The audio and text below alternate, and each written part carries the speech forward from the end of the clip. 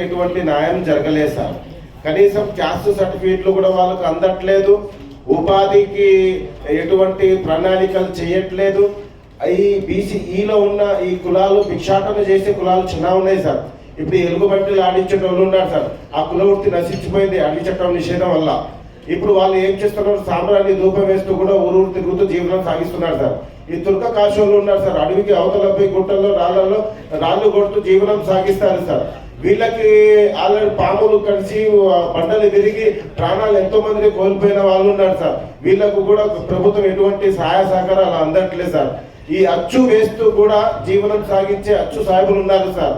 అంటే పాత ఇత్తడిని కనుక తీసి అచ్చు వేస్తారు సార్. వీళ్ళనే అచ్చు సాహెబులు అంటారు సార్. వీళ్ళకు క్యాస్ట్ సర్టిఫికేట్ ఇవ్వడానికి కూడా బీసీ కమిషన్ నుంచి కూడా ఎటువంటి స్పందన లేదు సార్. ఆల్రెడీ మీకు ఎన్నోసార్లు రిపోర్ట్లు కూడా ఇచ్చిన, పాత కమిషన్ కూడా ఇచ్చిన, కొత్త కమిషన్ కూడా ఇచ్చిన సార్. అయినా కూడా వీళ్ళు వాళ్ళు కాదు అని చెప్పేసి మభ్య పెడతాను కూడా ప్రయత్నిస్తున్నారు సార్.